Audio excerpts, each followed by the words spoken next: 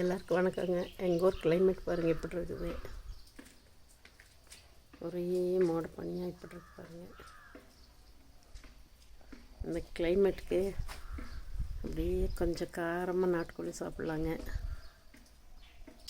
நாட்டுக்கோழிக்கு மசாலா ஆட்டிடலாங்க.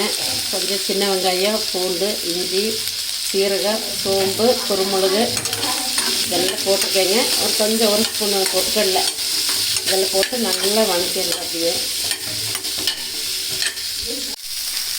இதில் வீட்டில் ஆட்டி வச்ச மிளகாத்தூள் ஒரு 2 ஸ்பூன் மிளகாத்தூள் போட்டுக்கலாம். நல்லா வதக்கிடலாம். கொஞ்சம் மல்லித்தூள் ஒரு 2 ஸ்பூன் மல்லித்தூள் போட்டு நல்லா அப்படியே மசாலா நல்லா வதக்கலாம். மசாலா நல்லா வறுப்பட்டு வச்சு ஆஃப் பண்ணிடலாங்க. ஆற வச்சு ஆட்டிடலாம். ஆயில் சூடாயிருச்சுங்க. குக்கரில் கொஞ்சம் ஆயில் ஊற்றி ஆயில் சூடாயிருச்சு. ஒரு பிரிஞ்சி இலை, பட்டை, கிராம்பு போட்டுருக்குறேன். கொஞ்சம் வெங்காயம்,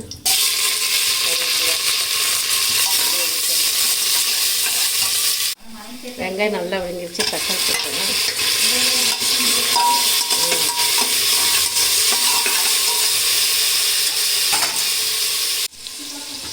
சிக்கன் சேர்த்துக்கலாம். நல்லா கொஞ்சம் வேணுங்கிற அளவு சால்ட் போட்டிருக்குறேன். சிக்கன் மசாலா அப்படி ஒரு 1/2 பாக்கெட் போட்டுருக்கேன். 1 கிலோ நாட்டுக்கோழிக்கு ஒரு பாக்கெட்டு 50 கிராம் சிக்கன் மசாலா போட்டிருக்கிறேன். 2 ஸ்பூனு மிளகாத்தூள் போட்டுருக்கேங்க.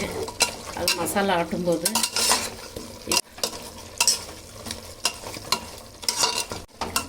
இந்த நாட்டுக்கோழிக்கு சிக்கன் மசாலாவும் கொஞ்சம் போட்டோடுங்க. அப்புறம் நம்ம வீட்டில் ஆட்டி வச்ச மிளகாத்தூள் கொஞ்சம் போடணும். அப்போ நல்லா டேஸ்ட்டாக வரும்.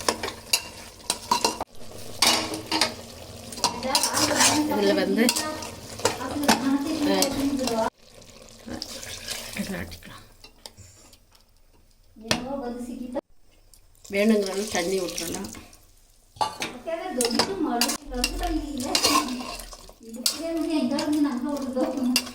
ஒரு 5 விசில் வச்சிடலாங்க. அப்படியே மல்லித்தலை இப்படி போட்டுடலாம்.